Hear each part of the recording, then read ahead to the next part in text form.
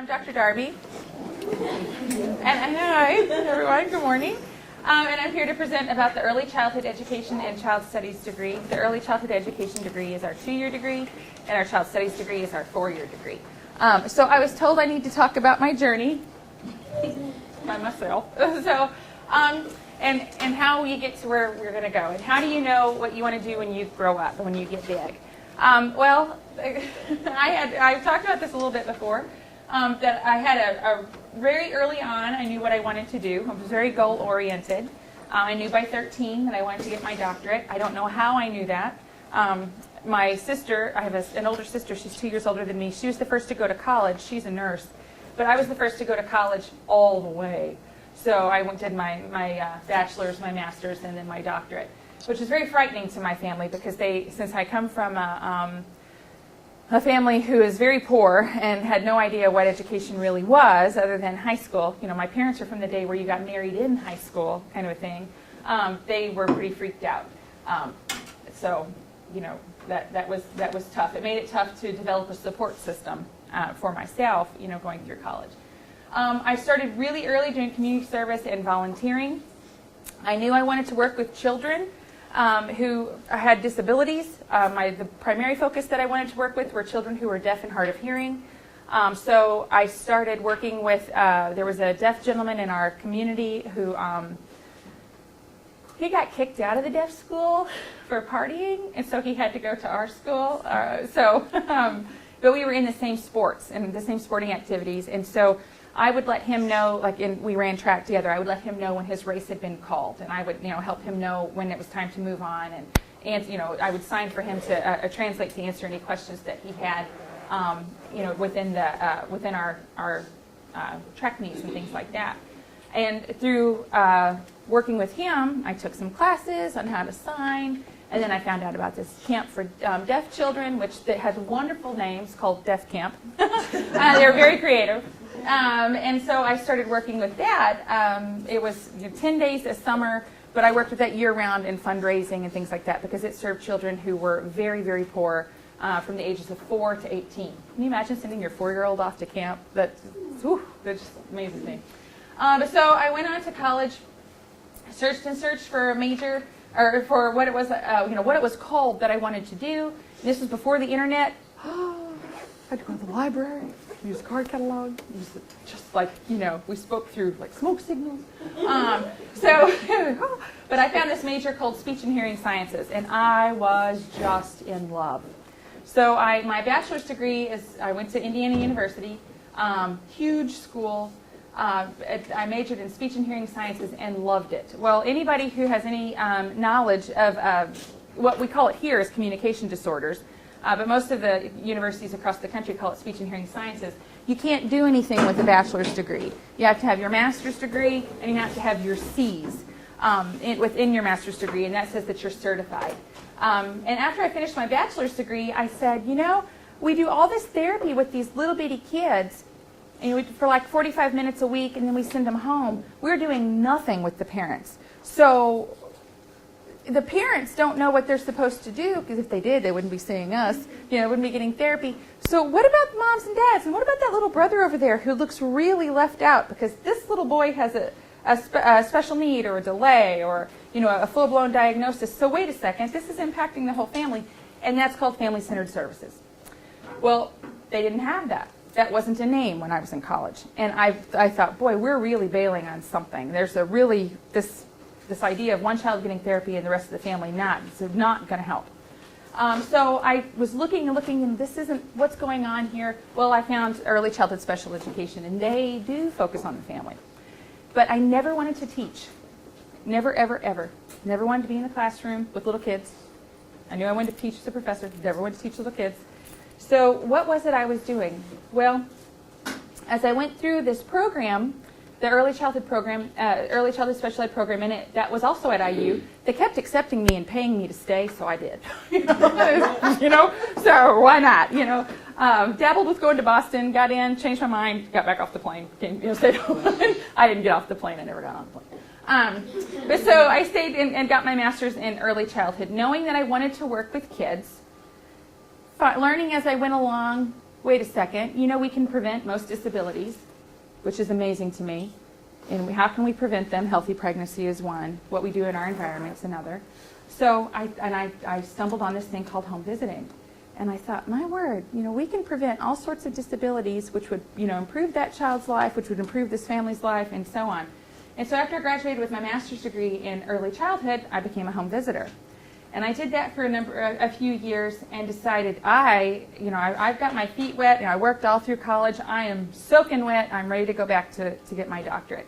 And that was, I went back to get my doctorate at 24. I was 24 when I went into PhD school. I was the youngest person there, which was really weird. And I had my goal of finishing by the time I was 30. And that's about right. You have about 3.5, 4 years of coursework. Then you have 3 years to write your dissertation. So that was about right. So I knew I was in the right place. And I had my PhDs in early childhood special education was one, and human development and family studies is the other, with a heavy minor in statistics and qualitative research. So I'm a qualitative researcher. So that's my educational background. Along the way, I volunteered, I worked for free, I did everything that I could to get experience and to get myself aligned with the right people. I talked to a lot of people, figured out, what it was I wanted to do, and I kept, investigating, is this what I want to do? Am I sure this is what I want to do? And all this kind of thing. And that was when I was in PhD school. So some of you guys are 18 or 20 and you're still thinking that. I was much older and still think that, and was still thinking that. Every now and then, I'm almost 40, I have this thought, wait, am I doing what I want to do? Oh, yeah, I'm okay, I'm good. Yeah, I know what I'm doing. But I did have some hiccups along the way. They weren't hiccups, actually. They were just like new little pathways that I was looking at. I'm absolutely fascinated by the brain, which is a huge portion of speech and hearing sciences. Language fascinates me, communication fascinates me, and behaviorism. And so when I was in PhD school, I took a number of classes that actually it's like another minor. I actually have 3 minors, but it's a number of applied behavior analysis. I'm fascinated by people's behavior and how I can get you to do what I want you to do, and how we can get kids to do what we want them to do. And if we have a kid with a behavioral problem, well, this is all we have to do. And it's just like putting a puzzle together for me.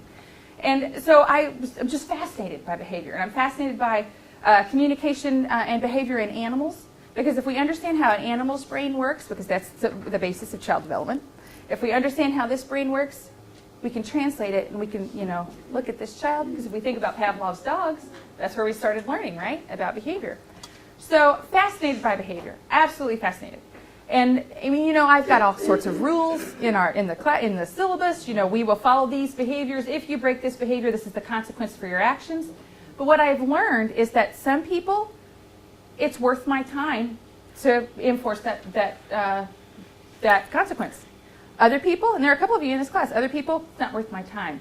Because you've already displayed by your behavior, you're not into it, it's not going to do any good, and as long as you don't attack your neighbor sitting next to you, I'm going to do what's also in behaviorism, I'm going to extinguish that behavior by ignoring you.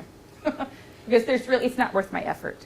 And that's what we learn as we go. It's sort of like picking your battle kind of a thing.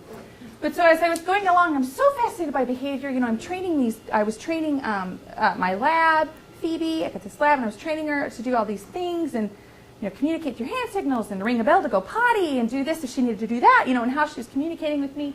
And I found the FBI. Ever heard of the FBI? Yeah. Well, in the FBI, there is a division called Crimes Against Children. And one of the things that you do in Crimes Against Children is you analyze behavior. It's behavior of killers, and which is kind of frightening, isn't it? But so that's just a very general view. You analyze the behaviors of folks, why they're doing the way they're doing, so you can catch them, right? Sort of like I analyze your behaviors when you lie and say, I swear I submitted it on Blackboard. Like, really? You did not. So, there's all these things that your body says when you're telling lies and things. So I applied, and I got in. And my family said, wait, what? And I said, Dad, teach me how to shoot a gun. Okay. So off to the range we went, And so I'm studying all this stuff. I should take all these exams. And then I met Greg. And I said, I'm not going to the FBI. And he goes, but you're a semester away from finishing your doctoral classes. And I said, yeah, I know, isn't that weird? Yeah, what the hell are you doing? I really don't know. So that was basically our conversation. You want to get married? Sure. So we didn't go in the FBI. So 3 months after our first date, we got engaged. 1 year on our wedding, 1 year of our first date, we got married. The year anniversary of our first date, we got married. And happily married. We married 12 years in March. I forget the day. He remembers. 30/31, one of those days. I don't remember. And I say I've been married all darn day. It's all right. I don't need to know the day. I don't remember numbers very well, but behaviors, yeah, numbers. It's 30 or 31. One of those days we got married. But I was going to go in the FBI. I was going to go in the FBI. I had applied. I got accepted. I was on my way to the farm. It's what I was going to do. And then I met Greg. So I said, maybe I'll go in the FBI later. I'll finish my doctorate. And then, because you can go into the FBI until you're 36. Well, I'm well past that date. So then other things happened. I had Sam. I got sick, and all this kind of stuff. So now I can't go because I got sick, So I'm so ticked off, but I still know how to shoot a gun. So, but I got married. I started a family. And we started a chiropractic office. We ate bologna for a really, really long time because we were dirt poor starting this chiropractic office.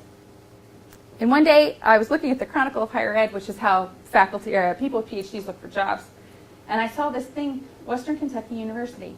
I grew up 2 hours from here. Never heard of this place, ever. Not one time. There are no signs around home, nothing, not one thing. And I said, hey, they built a new university down in Bowling Green. I'll go get a job there. If there's an opening, I'll go get a job there. I'll work there for a year so we won't have to eat bologna anymore. And then, once the chiropractic office is good and going, I'll transfer back up to one of the colleges up north, where we are. Because we've got like 3 or 4. Or 3. We have 3. 1 2-year and 2 4-year. And he said, yeah, that sounds good. So I applied, I got the job. Like, lo and behold, I got the job. I can't even believe it. They paid more than what I thought. Oh my God, you paid more than what I thought. And I was ready to haggle, and they came in much higher than my salary rate at the time. And so I lived here by myself. I had an apartment here, cried every weekend. It was so lonely. Because I was newlywed, it was awful. And then, we moved to Owensboro, and I've been here ever since. Well, it just so happened after my first year, I was hired in the IECE department over in the College of Ed. Hated it. I hated it. And but I taught classes in this department because they're kind of a combined program. They used to be. So they said, hey, there's this thing called online classes. Would you be interested in teaching online classes? And I said, that is the dumbest idea I've ever heard of. That'll never fly. And they said, yeah, but we're trying to be leading, area in our country, and we'd like to hire you over in this department. We want you to write a major called Child Studies. Like, child what? And do all this stuff. And I said, well, seeing as I can't stand the department I'm in now, I'll take it. So I came over, wrote this major, wrote online classes, still going, this is the dumbest thing I've ever heard. Online classes. Jeez. Yeah, nobody's going to learn. Well, I got trained, and I was like, hey, wait, let's put our behaviorism into play here, and how can we do this with our online courses? So now I do behaviorism through the computer screen. It's like my crystal ball. I talk to it, I scream at it. What are you doing? Can't you read? And all this stuff. Usually it's me because I'm not getting my computer program to work very well. And so I said to Greg, a couple more years, I'm going to transfer. Well, then I fast-tracked it, and I got tenure. Dang it. So now, we refer to tenure as the golden handcuffs. Because to leave, to go to another university when you have tenure at your current one, means you're expensive. And when you're being hired by somebody else, they want cheap. So, yes, I have a job, but I'm kind of trapped too, kind of thing. But I don't really feel like I'm trapped because I get to do all sorts of things. I've rewritten the Child Studies major a number of times. I try to keep us current with the rest of the nation. We're actually one of the leading programs in the nation. Our online program is one of the leading programs in the nation. I have students from all over the world, literally all over the world, not just the United States. I've written a number of minors, a number of certificates. I've written most of the classes that you take. I've taught almost all of the classes that you take. Then I have to pass them on to new people, which is really fun because I get to learn new things in new areas. So this is Child Studies is my baby. The Home Visiting Certificate is my special baby, but it's my firstborn. But Child Studies is my baby too. So how did getting sick influence my career? Well, I graduated with my doctorate at 30, had a baby at 30, diagnosed with MS at 33. So what is this going to do to me? Well, it didn't do much. It scared me. But remember I was saying the other day that I have this understanding of special ed law and the Americans with Disabilities Act. And boy, has that served me well. It's really served me well. It's helped me to, it's helped to protect me. But the only thing that getting sick has actually done is, it's just kind of funny how the puzzle pieces fall together. You know, I balked at an online program, and now it helps me because there are some days when I don't walk well, but my classes are online, so I'm okay. You know, I can scooch around in my wheelie chair, or I can get my cane out, or we have a big lab that I trained, and if I need help, he'll walk with me so I can lean on him to keep me from falling down. Behaviorism, serves me. Oh, it saved me so much money. But those dogs are like $6,000. I got my own. He eats his own poop, but hey, you know, I didn't do that well, but you know, I don't fall down. So, but the major thing that this getting sick helped me with is it opened up my research area. We have to do research. We're at a teaching university, so we don't have to do as much research as if we were at Indiana University, which is a Research 1 school. So it changed my teaching or my research agenda. And my research agenda used to be on kids with disability, or kids with who were at risk for being abused and neglected, which would turn into a disability because they were beaten so profoundly, or because of their environment was so bad that they were mentally retarded, and we couldn't, catch them by 3, and they would be, messed up for life, basically. So I changed my research agenda to focus on parents who have MS, how children who have a parent that is sick, breast cancer, lung cancer, pancreatic cancer. I mean, there are a lot of things that a lot of parents who have issues, and how does that impact children? There's not a whole lot written about it. There's a little about breast cancer. That's a big thing. But people forget ovarian cancer, uterine cancer, all these other things. And it's not just cancers that we have to pay attention to. And what I discovered was there is little to nothing on MS and parenting. Actually, there is nothing. I'm the only researcher right now that's doing anything.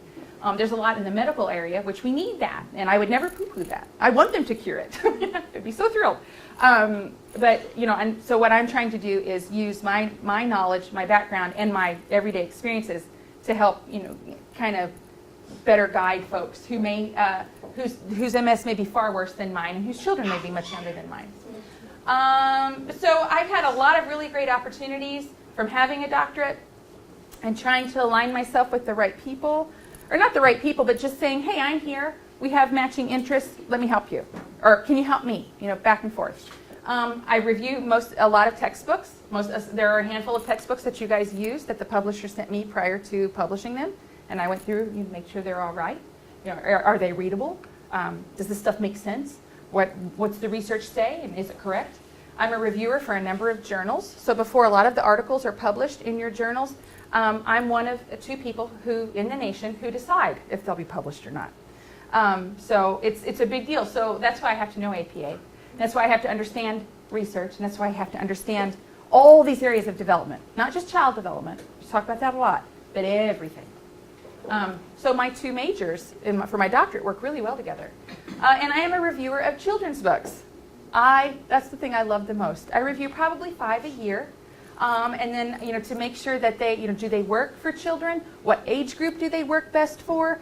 And I get one every now and then, or this book says it's written for a 5-year-old, but it's written at an 8th grade reading level, so what?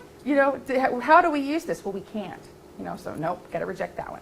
And then I write lesson plans for how teachers can extend those books. So if there's, I just did one on hand washing. And, the book's all about hand washing, but they forgot about hand drying. And if we don't dry our hands well, that's just as important as washing our hands.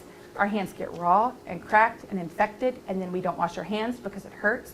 And so it starts this cycle of of illness. I help do that. And I love that. These are things that I do. I don't get paid for them. They take a lot of time, but I absolutely love it. It's sort of like grading other people's papers. And it's grading in a really positive way to help encourage other researchers to keep going. So even if an article isn't accepted, for example, I have to detail why and what can we do to make it better. and always end with thank you for your efforts, because this is an amazing try. We have there's a lot of, in my field, in academia, it's very cutthroat. And we're competing against each other constantly. Who's going to get tenure first? If I don't get tenure, I lose my job. Well, but you didn't do this. Well, but I did that. Or what's the workload like? And we forget to be positive and to encourage each other. And that's one of the downfalls of being in academia. So I always try to be very, very positive, especially when I do these other things. What are things I do outside of my daily work? Dr. Croxall talked about how she liked to cook, right? Dr. Sikora likes to sew. I'm not sure what the other folks said. Boy, we're a very musically oriented family. We do a lot of things with music. I do a lot of painting, a lot of design work. Nothing that anybody would ever see. It's all in my house. I'm fascinated by psychiatry and mental health issues in young children. So just as a side, I enjoy reading about that.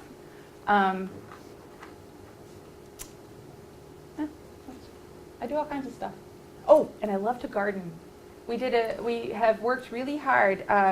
We can teach our children about math and science and biology, all from a flower bed.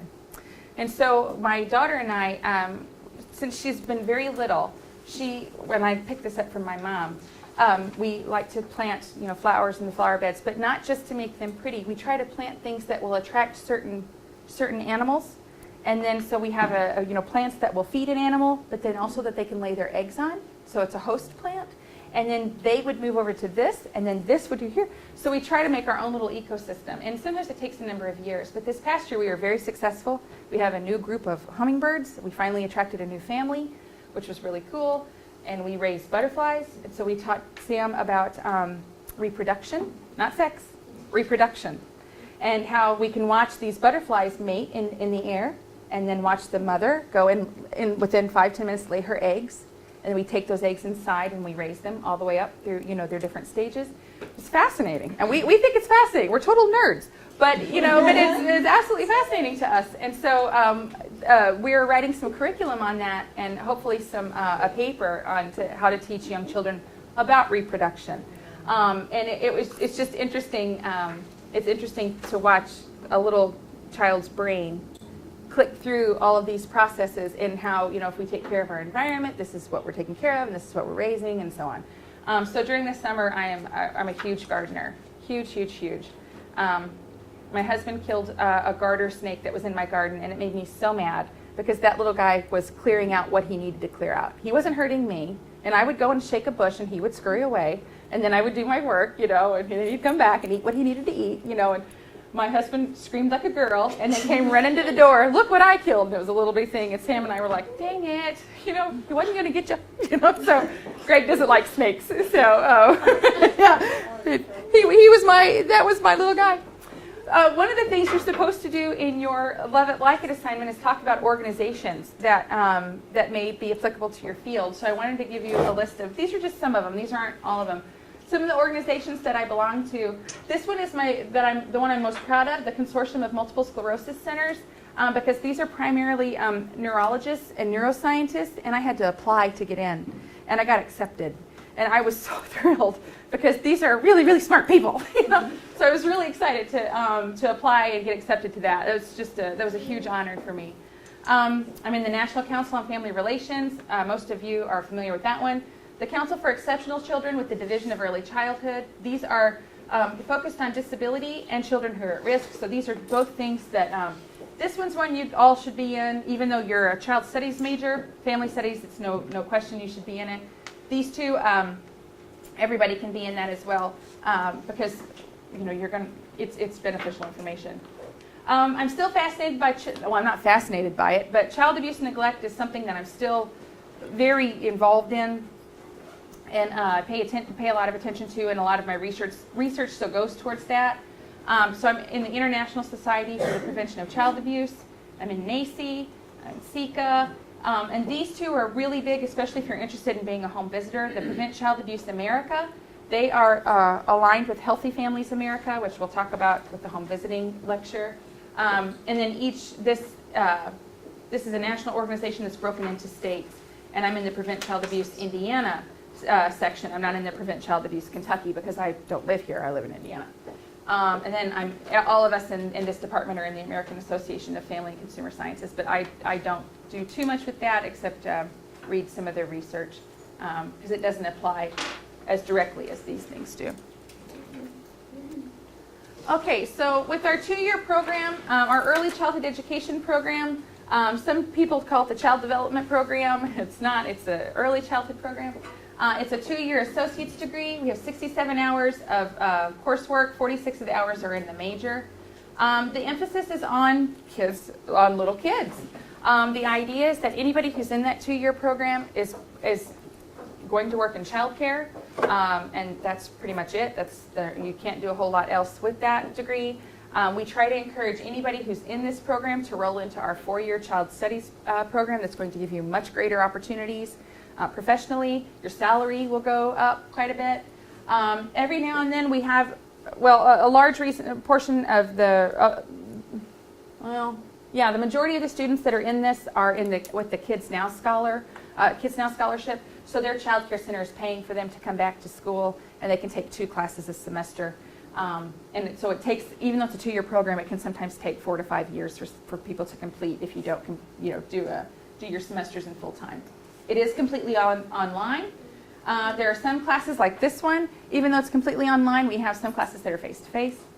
And then we have a requirement that you have to have a C or better in all of your classes in order to pass. All of the majors and minors in our department have this requirement. So if you're in any major, child studies, family studies, fax ed, and then any of our minors, you have to have a C or better to pass. If you get a D, you have to retake the class. And why would you choose a 2-year program? The Kids Now Scholarship is the main reason that you would choose this. Otherwise, there's really no reason. And I'm always surprised to see people who are in it. That always kind of surprises me if they don't understand what they're doing. So I don't know if they're misadvised or what's going on with that. With our child studies degree, that's a 4-year degree, although sometimes it takes kids 5 and 6 years to finish if they have a rough semester. It's a 51-hour major. 44 hours are in your gen ed. It requires a minor. It's online and face-to-face. And why did we develop this? Well, we developed this because a number of years ago, there was a Head Start law that said all of the folks who work in Head Start have to have a 4-year degree by a certain date. Well, then that date has, after that date, they haven't increased it, that you have to have more education or anything, and I don't think they will. But so we developed it and put it online so we could hit the market across the country. And it ended up, we hit it across the world. So folks who take this, they sometimes are mandated by Head Start that they have to have a 4-year degree. And then for other students, they didn't want to teach. They were like me. They wanted to go through and study children, have an emphasis on special needs, have an emphasis on what have you, but we didn't want to teach in the classroom. We wanted to, so we didn't need a teaching certificate. Maybe you want to be a home visitor. Maybe you want to work in behavioral health. Maybe you want to do, Head Start. So that was another reason why we developed this, is because there are a lot of folks who wanted to study children and work with them, but not teach in a public school. And what can you do with this degree? Well, I think the easier question would be, what can you not do with this degree? That would be nursing, brain surgery, cardiac surgery, those kinds of things. There are so many things that you can do with this, and this isn't an exhaustive list. And what I always tell folks is that, nobody said to me, hey, what are you going to do with your degree? I'm not sure what it's called, but I'm still trying to figure out my way. You have to research it. I researched. I talked to people. I went out and said, wait, what do you do? Well, that's close to what I want to do. This is what I want to do. What do you know? And took their knowledge and kind of, did like, was it Frogger? Went from, jumped around to people to help me understand what it was I wanted to do. But we have all sorts of things that you can do that outside of childcare. A lot of folks have the idea that all we do is work in childcare. We don't. Large majority of us do not. Never have.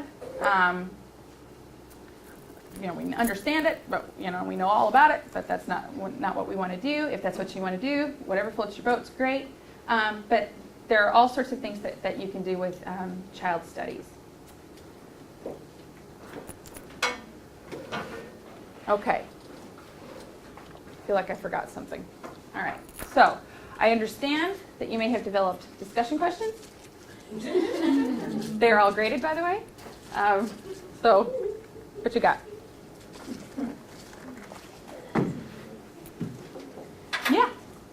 Young lady in the front, yes. What would you tell somebody that insists putting your child in daycare? Well, you know, I had this thing about childcare. It did not work for us. It did not work for us. And I think, you know, many childcare programs and childcare centers are poorly run. They're poorly developed. And people have an idea that because they love kids that they can work with kids, and that's not the case.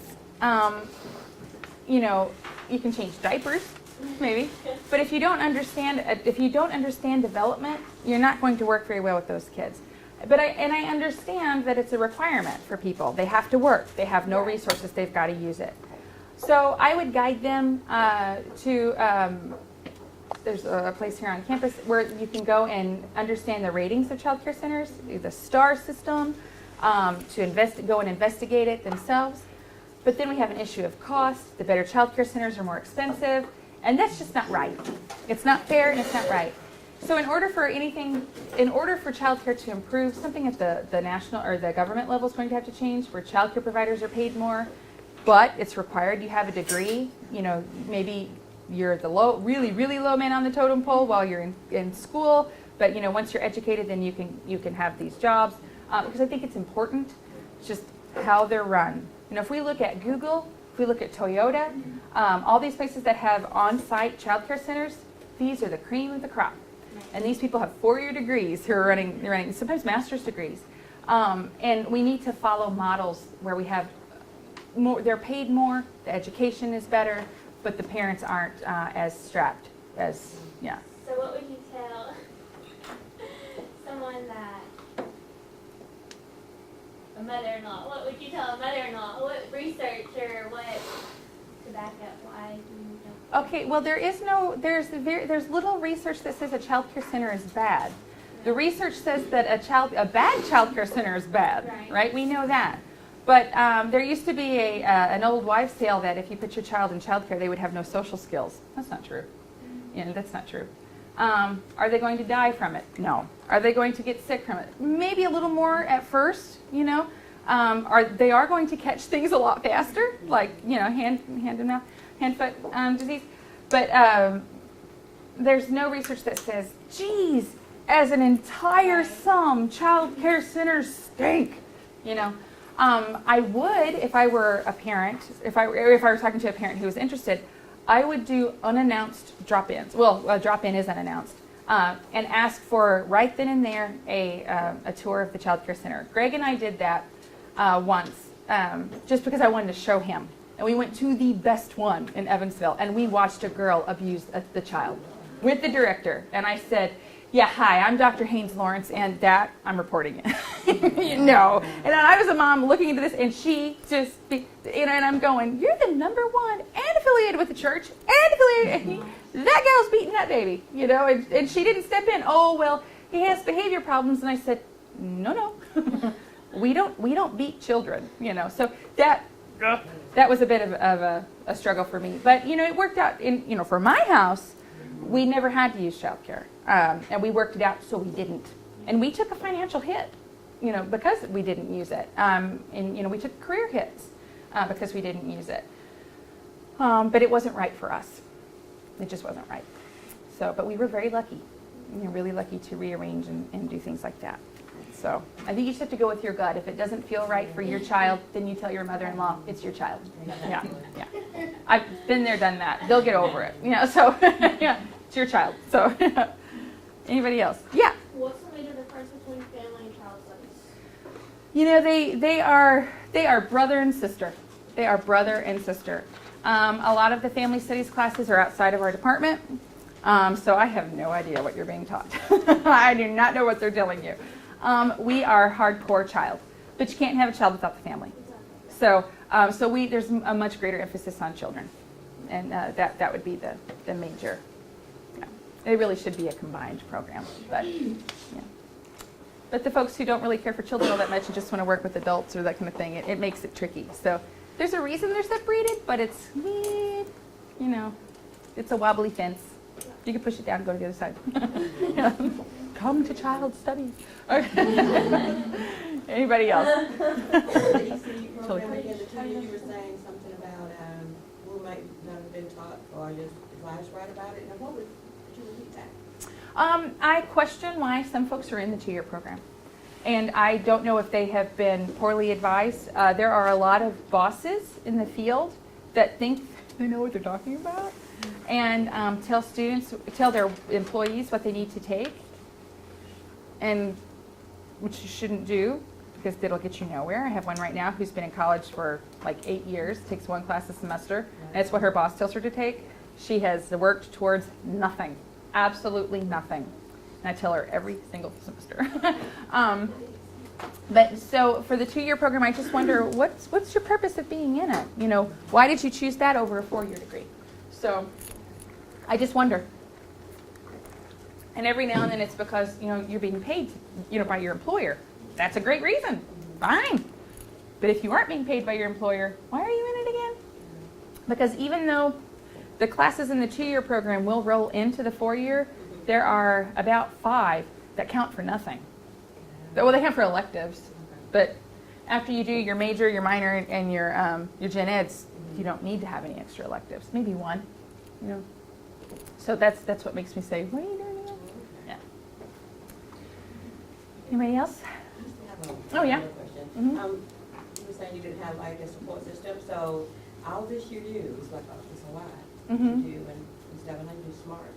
And how do you still have no support, or do you have support, not just from your husband or just mentors and stuff? Well, you know, my parents didn't like put me in a closet and say, you're not supported, you know, that kind of thing. My parents worried. They worried a lot because, you know, I think I talked about this a little bit, that you guys see us as professors and geez, we're mean when we grade your papers and, you know, that kind of thing. But we're, you know, we have emotions, and I'm a very sensitive person. I don't show that here, but I'm very sensitive. I go home and worry about you guys. I talk to you about Greg. Talk to you about you to Greg. What did I do right? What did I do wrong? I need to call that kid. I don't think she caught it. You know, all this kind of stuff. I have a lot of worry of did I get you okay? Are you understanding okay? Are you feeling okay? You know, that kind of stuff. But then there's a fine line where I'm not your mother and I'm not supposed to call you. You know, that kind of thing. So it was a very emotional child, very sensitive, not like boo-hoo, but just a sensitive child. And my parents thought that if I worked with kids with special needs that it would upset me. And then all this time in college would go to waste, and I would say, well, now I have to go work at McDonald's, you know, kind of a thing. And they didn't have an understanding of what I was doing. They never heard of a speech pathologist before. What is that again? You know? But it wasn't the night before my mom and dad came to my graduation for my PhD. My mom works she was retired now, but she worked in surgery. And my mom said to one of the surgeons, my daughter's graduating tomorrow. And he said, oh my God, for like the 3rd time? And she said, with her PhD. And he said, you should be proud. So it took this big surgeon to say to my mom that what I did was actually a big accomplishment, for her to go, I didn't know. And I was like, I've been telling you for years, you know. But it was one of those things where I never took it as, oh, woe is me, my parents aren't supportive. I never took it that way. And I think what it is, you know, there's this thing we study called resiliency in young children, and I think I'm just a resilient person. And there's this weird thing that I do what my gut says. I was always a good kid, and I tried really hard, and I knew if I wanted to be successful, I had to bust my butt, and nobody was going to do it for me, and because nobody did, you know, and I had to earn it, and so I got used to doing that, and you know, it's funny because that's what irritates me about kids who don't try. Because people talk about, I have to pay for my own school. I'm like, been there, done that. Suck it up, honey. You know, we all have to. We all have to. Nobody's going to give you anything. Get out of bed and get to class. You know, been there, done that. Get out of bed. So yeah, I've got a drive, I suppose.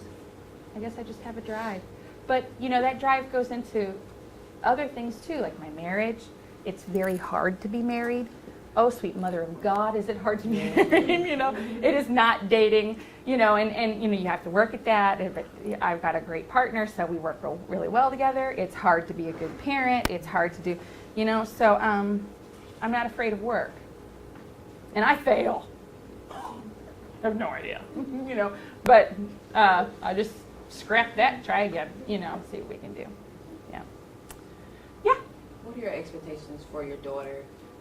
Now, most people want their kids to be better than what they are, and seeing that you've achieved so much, do you expect her to go above what No you've way. done? Like, what are No your way. expectations for her? No, and we've always told her that, you know, before we say she's pretty, we tell her how smart she is. In my mind, I think she's gorgeous. I mean, but I'm her mom. I made her. She better be gorgeous. We ate a lot of spinach when I was pregnant with that kid. She better be gorgeous. You know, I was a good kid. But I want her to be happy. I just want her to be happy. And when she was 2, she came to me and said she wanted to work with dogs when they're sick. And I said, that's called a veterinarian. And I said, but for short, you can call it a vet. And so she has always said she wants to be a vet, but we still try and introduce her to other things, you know. And she has she's got this knack for working with little kids. And, you know, so, you know, right now she likes working with kids, but she'd rather work with a dog, you know, and a sick puppy. And how do we train it? And how do we communicate with it? And how do we help this and that? And I'm like, okay, you know, and so, you know, I go with the flow with what she wants. But I try to introduce her to different areas. And that's one thing my parents never did because they didn't know. They had no idea they were interior designers. When you're worried about feeding your children, why in the world would you worry about an interior designer, right? So how were they supposed to help me? There's no way they could have helped me. So I try to not be like in her face, but, you know, whenever she's talking about different things, well, that's called blah, blah, blah, you know, and that's called, you know, whatever. But we just want her to be happy. If she, I mean, I hope she gets an education because I think you need it just to be a well-rounded person. But Greg always says if she's the stripper, we want her to be the best stripper in the place. You know? So I always say, away from the pole. We're going away from the pole. You know, you know.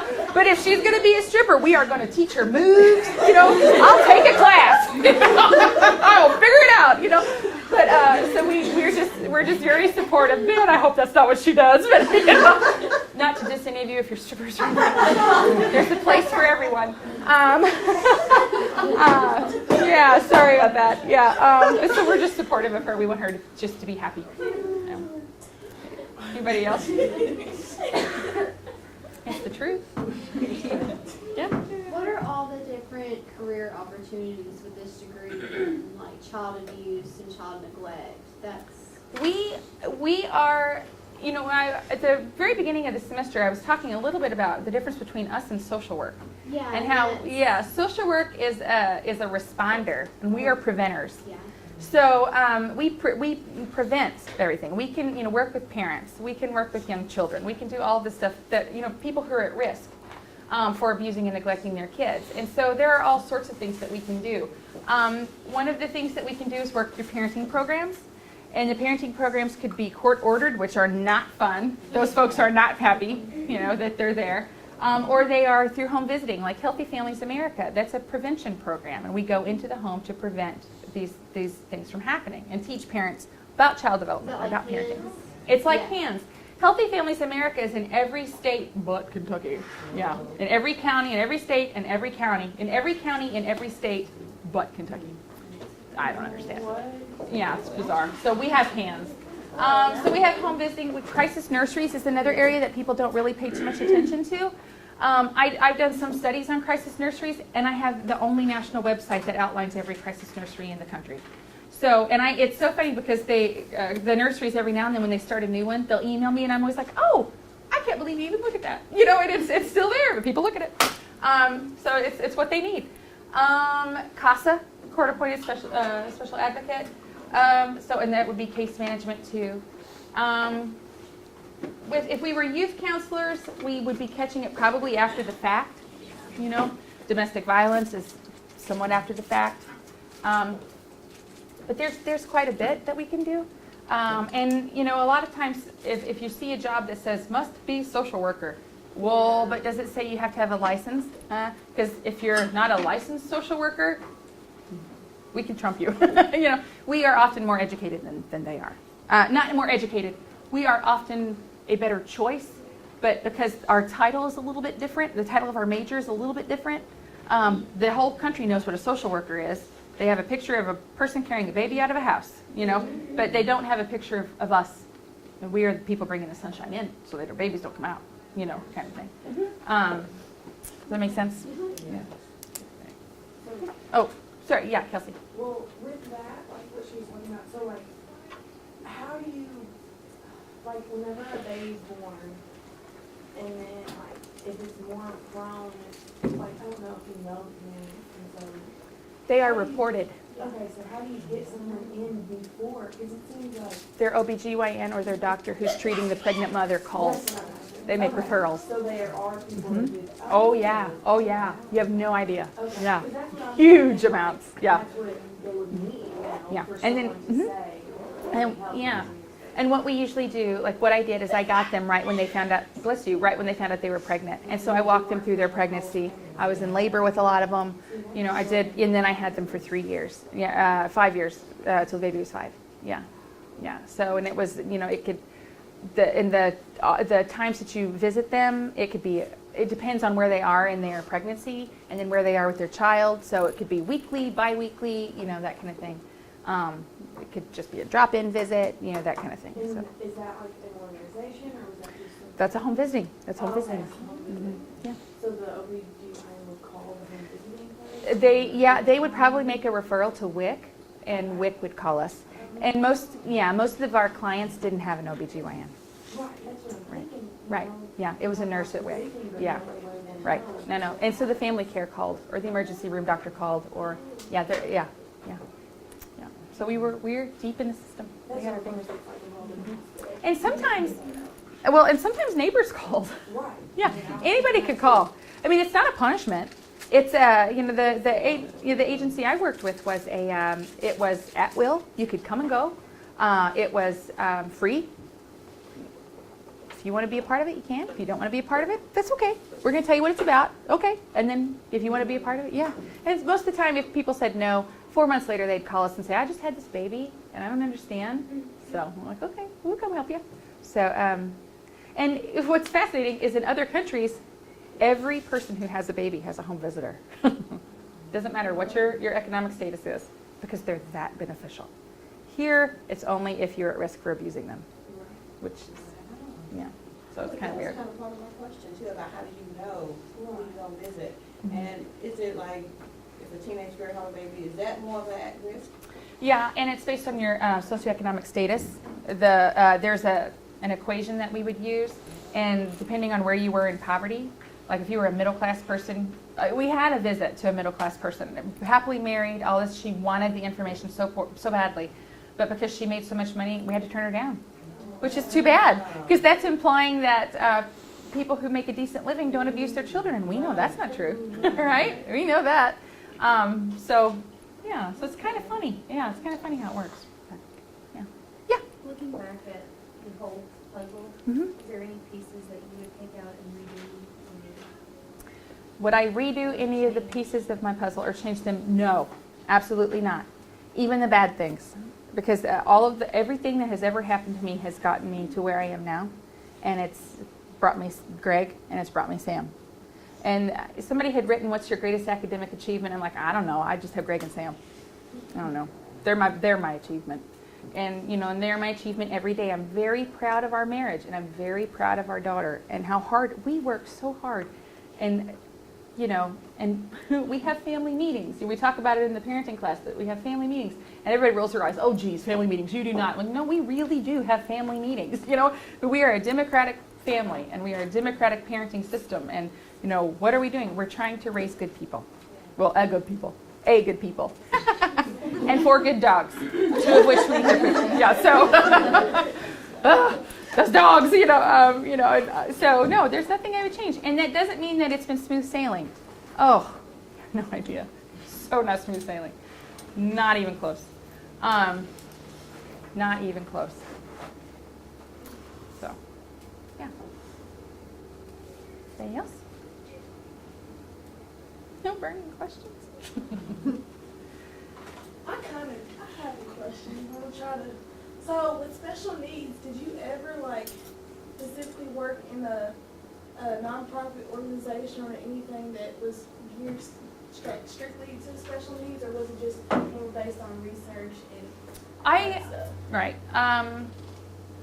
I worked in a kindergarten. I worked in a kindergarten for a year, I worked in kindergarten for a year teaching alongside a gal, and it was a special needs kindergarten. So and they were all boys, and they all had language delays and autism. So so I have done all of that, and then I worked with little bitty guys with autism. They were 3 and 4 for a year after that. And then during the summers, I worked at an adult facility for people with special needs, and I oversaw that and what they did there. And then I would pull them off to the side to help them with some reading skills or daily living skills, things like that. So I've got a number of years of experience with the little ones and the big ones. Yeah. But it's just not. It wasn't something I wanted to do in the classroom. And now it's in our family. We have a little one that's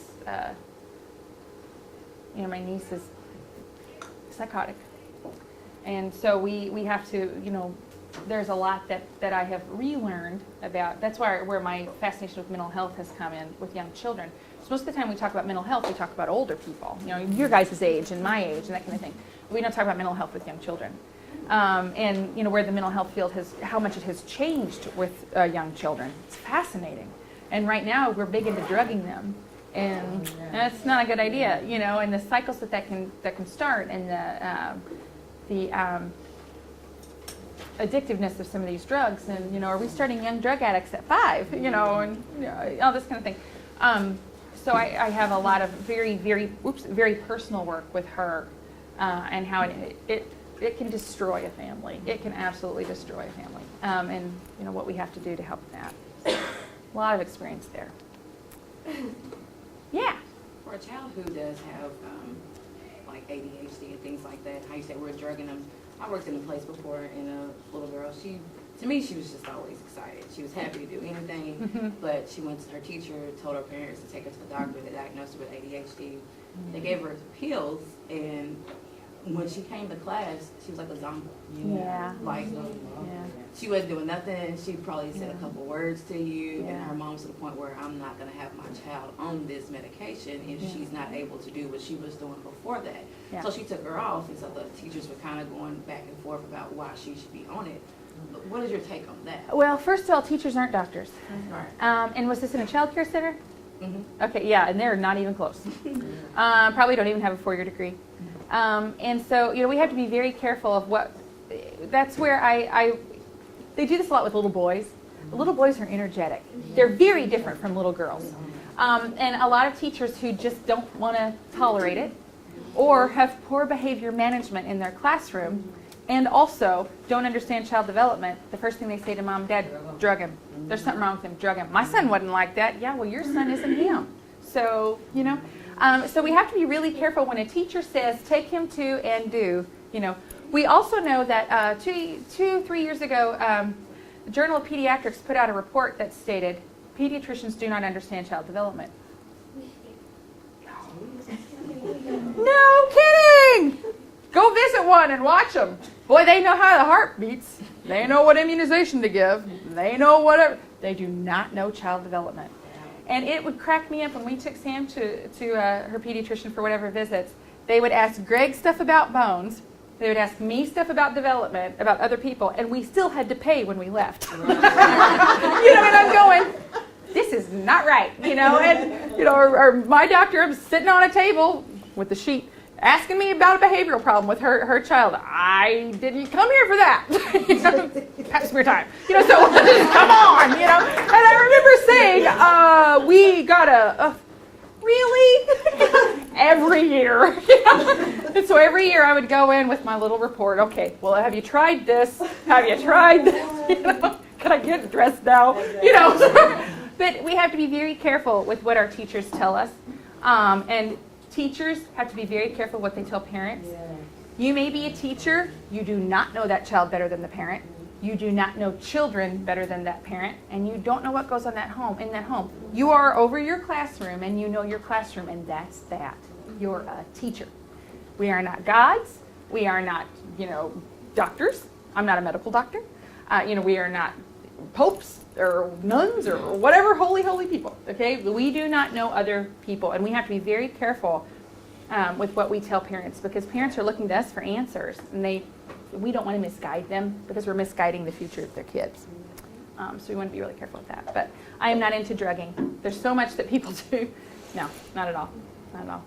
Are Jesse? you allowed to tell parents that their child should be tested? You can make a referral to your special ed center. You do not say they need to be tested. You make a referral. The referral takes over. Okay. You don't say. But But don't you do something like in the school before you Yeah. send that referral? Like you talk to the intervention? yeah. hmm And you can keep the parents up to speed. Obviously, you want to. You want to have the parents involved in that. But we don't ever want to, Right. go So off just and- say, like, he's struggling in this area, we're going to send him over here. Yeah, or you could try, if he's in the back of the room, pull him up front. Okay. Or how are his eyes? Has he had his eyes checked? What about his ears? What about his eating habits? All that really at school. They do. They do a lot. Yeah. Okay. Yeah, absolutely. But we are not diagnosers of anything. And Yeah. so I work Yeah. with kids and me and my boss are like, oh, no. Yeah. You didn't tell the parent. Yeah. Well, I know a number of teachers, I know a number of people who are going to be teachers that frighten me, because they think they're the end-all be-all of everything, and I'm going, oh, honey, I've read your papers, and you are not the end-all be-all. I'm not sure you're coming to class, and understanding content. So it can be very offensive. Yeah. So we have to be really careful when we work with parents. Yes, ma'am. I work in an after-school program now, Yeah. and I've got roughly 50 kids every day Mm-hmm. that range from kindergarten to second grade. Uh-huh. And my second graders, I've noticed, will form study groups Mm-hmm. and work on their homework together, and I encourage that. And then when their parents come in, their parents are like, well, why are they all working together? They're cheating. Mm. So I've explained to my parents that they're helping each other and that I assist with that. Mm-hmm. Is there a better way of explaining to parents other than sitting that parent down and letting them watch those things? No, I think that's fine. I mean, we know, and we know that every child is a different learner, and so they learn in different ways. And as long as they're not copying each other's notes and that they're actually actively discussing, and if the parents are worried about it, have them come in and observe, or, I would have them come in and observe and see. But, you could tell the mom, I'll be glad to have Tommy save his homework until after dinner time, and you can assist him. Wink, wink. Yeah, they won't complain again. Yeah. I know, like, Parents hate homework. even the Trust me. kids said that they feel like they know it better after Yeah. a friend. Yeah, sure. It's just, and that's how we study in college. We bounce off each other in group. When we're studying, but not when we're writing, not when we're doing our actual work. We don't do that. So that's you have to do separate, or you will cheat, and not on purpose. You just happen to do it. Okay. Anybody else? No. All right. Well, thank you for allowing me to come to your class today.